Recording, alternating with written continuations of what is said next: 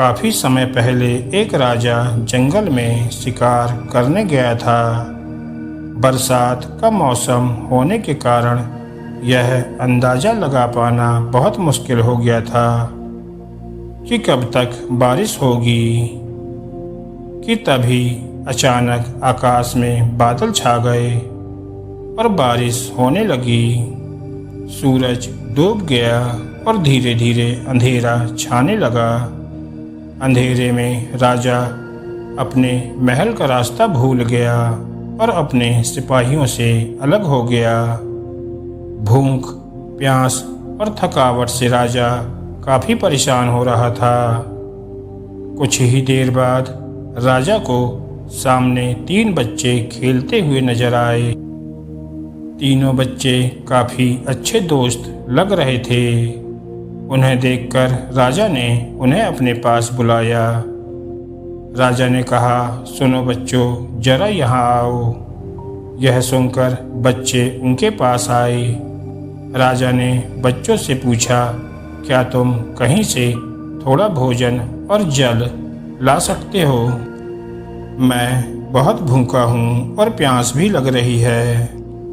बच्चों ने कहा, जी जरूर, हम अभी घर जाकर आपके लिए कुछ ले आते हैं।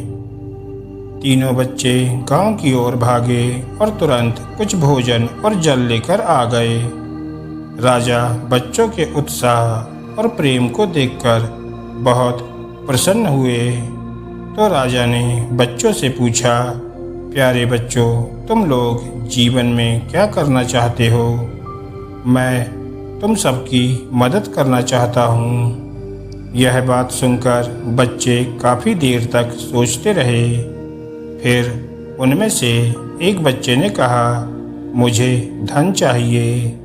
मैंने कभी 2 वक्त की रोटी नहीं खाई, कभी अच्छे कपड़े नहीं पहने, इसलिए मुझे केवल धन चाहिए ताकि मैं अच्छा खाना और अच्छे कपड़े पहन सकूं। इस पर राजा ने मुस्कुराते हुए बोला, ठीक है, मैं तुम्हें इतना धन दूंगा कि जीवन भर सुखी रहोगे। यह सब सुनकर बच्चे के खुशी का ठिकाना नहीं रहा। दूसरे बच्चे की बारी थी तो राजा ने उससे भी पूछा, तुम्हें क्या चाहिए? बच्चे ने कहा, क्या आप मुझे एक बहुत बड़ा बंगला और घोड़ा गाड़ी देंगे? इस पर राजा ने कहा, जरूर, मैं तुम्हें एक आलीशान बंगला और घोड़ा गाड़ी दूंगा। अब तीसरे बच्चे की बारी थी तो उसने कहा, मुझे ना तो धन चाहिए और ना ही बंगला और घोड़ा गाड़ी चाहिए। मुझे आप ऐसा आशीर्वाद दीजिए जिससे मैं पढ़ लिख कर विद्वान बन सकूं और शिक्षा समाप्त होने पर मैं अपने देश की सेवा कर सकूं। तीसरे बच्चे की इच्छा सुनकर राजा उससे काफ़ी प्रभावित हुआ। राजा ने उस बच्चे के लिए उत्तम शिक्षा का प्रबंध किया। वह बच्चा बहुत मेहनती था, इसलिए दिन रात एक करके वह पढ़ाई करता था और एक दिन बहुत बड़ा विद्वान बन गया। और समय आने पर राजा ने उसे अपने राज्य में मंत्री पद पर नियुक्त कर दिया। एक दिन राजा को अचानक वर्षों पहले घटी उस घटना की याद आ गई। उन्होंने मंत्री से कहा कि कई साल पहले तुम्हारे साथ जो 2 बच्चे थे, अब उनका क्या हाल चाल है? मैं चाहता हूँ कि मैं एक बार फिर तुम तीनों से मिलूं, इसलिए तुम कल तुम्हारे दोनों दोस्तों को भोजन पर आमंत्रित कर लो।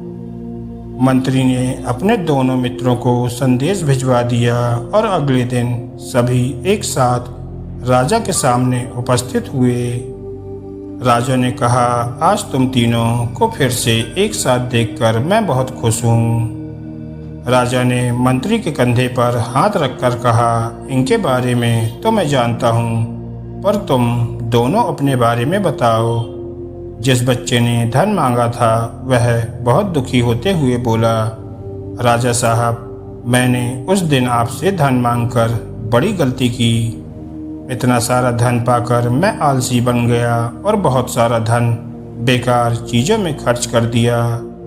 मेरा बहुत सा धन चोरी भी हो गया और कुछ वर्ष पहले मैं वापस उसी स्थिति में पहुंच गया जहां पर आपने मुझे देखा था।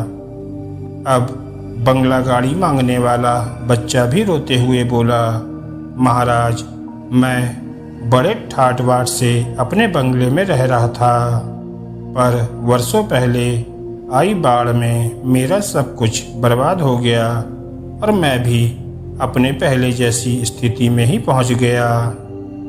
सबकी बातें सुनने के बाद राजा बोले, इस बात को अच्छी तरह गांठ बांध लो।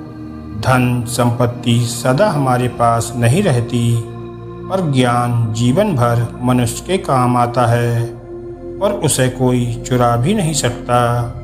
शिक्षा ही मनुष्य को विद्वान और बड़ा आदमी बनाती है। इसलिए सबसे बड़ा धन ज्ञान और विद्या है। पहले इसे हासिल करो, उसके बाद धन अपने आप आ जाएगा। धन्यवाद दोस्तों।